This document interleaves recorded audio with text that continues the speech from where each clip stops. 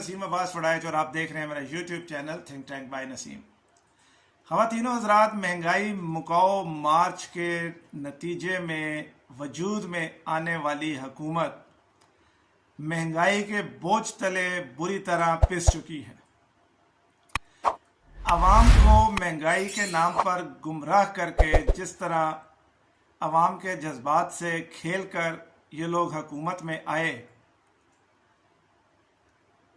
झूठ बोलकर अब अपने ही वोटर को यकीन दिलाना उनके लिए नामुमकिन सा होता जा रहा है कि महंगाई एक आलमी मसला है।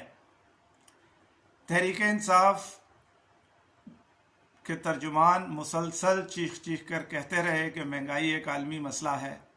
इसमें कोई शक नहीं कि इमरान खान की बैड गवर्नेंस का भी उससे ताल्लुक़ ज़रूर है और उसका एक काफ़ी हिस्सा है, लेकिन ये भी सच है कि महंगाई इस वक्त एक आलमी मसला बनी हुई है। मौजूदा हुकूमत भी शायद बहुत सी चीज़ों में उतनी कसूरवार नहीं है, लेकिन असल कसूर इनका ये है कि आपने अवाम के जज्बात, अवाम के सेंटिमेंट्स को इस तरीके के साथ महंगाई के ख़िलाफ़ उभारा कि ये इमरान खान की नाअहली का नतीजा है। तो अब ये ज़रा अवाम ये पूछने में हक बजानिब है कि अगर ये इमरान खान की नाअहली का नतीजा था तो आप तो अहल हैं, तो आपसे कंट्रोल क्यों नहीं हो रही? अब अगर आप आलमी मसले का बयानिया बेचने की कोशिश करेंगे तो शायद आपका अपना वोटर उसको इतनी आसानी से तस्लीम ना करे।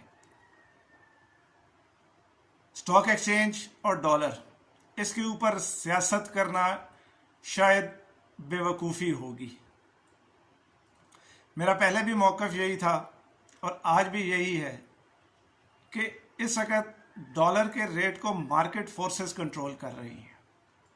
यही बात इमरान खान कहता था, यही उसके फाइनेंशियल एडवाइज़र्स बताया करते थे। स्टॉक एक्सचेंज का ताल्लुक मईशत से ज़्यादा सियासी अदम इस्तेहकाम से होता है। जैसे ही एक सियासी अदम इस्तेहकाम डेवलप हुआ था अदम एतमाद के दिनों में और एक बहरान की सी कैफियत थी, तो स्टॉक एक्सचेंज गिरनी शुरू हो गई थी और डॉलर ऊपर जाना शुरू हो गया था।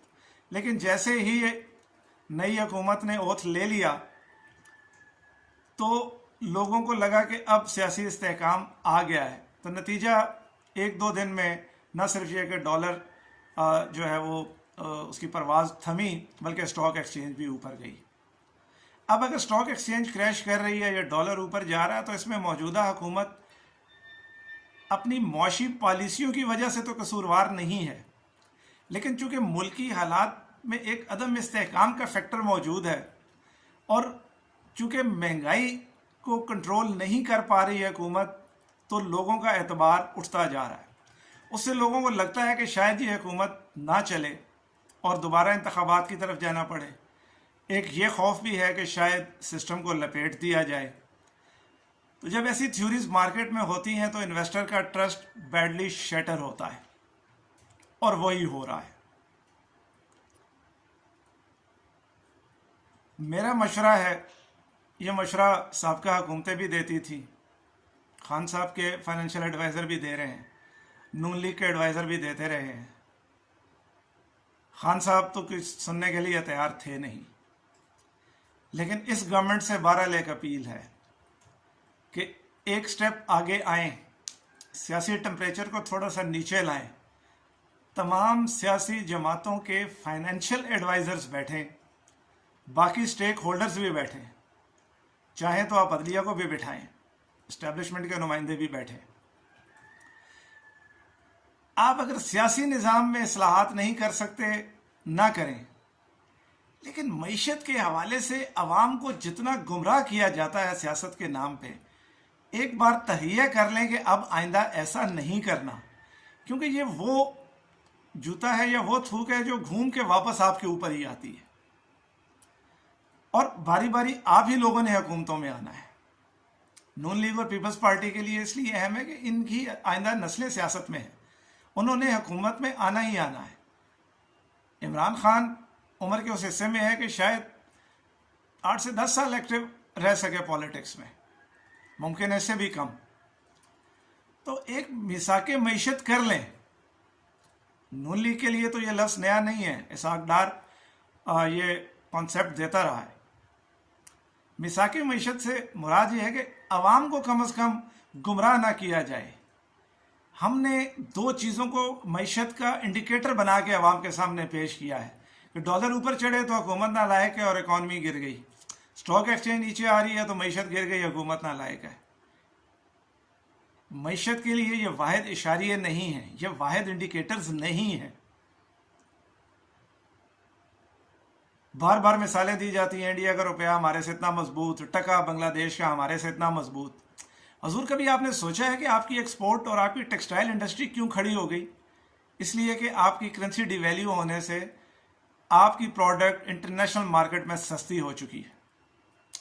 انٹرنیشنل بائر $1 لے کے جب وہ مارکیٹ میں آتا ہے تو اس کو ایک پروڈکٹ $1 کے انڈیا سے ملتی ہے، اسی $1 کی بنگلہ دیش سے ملتی ہے ایک، جبکہ پاکستان سے وہ $1 کی 2 خرید سکتا ہے۔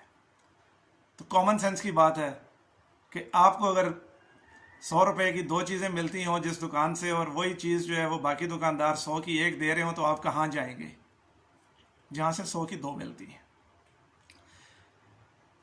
ایکسپورٹ بیسڈ اکانومی کی طرف جانا ہے تو ڈالر کو اوپن ہی چھوڑنا پڑے گا۔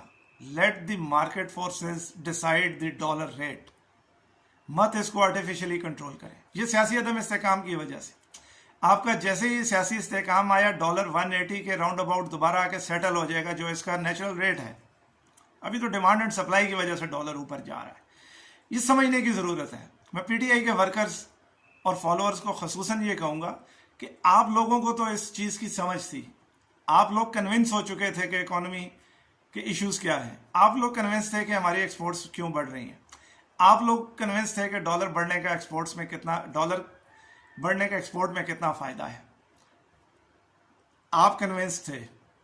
اب آپ وہ گندی گیم مت کھیلیں جو یہ کھیلتے رہے۔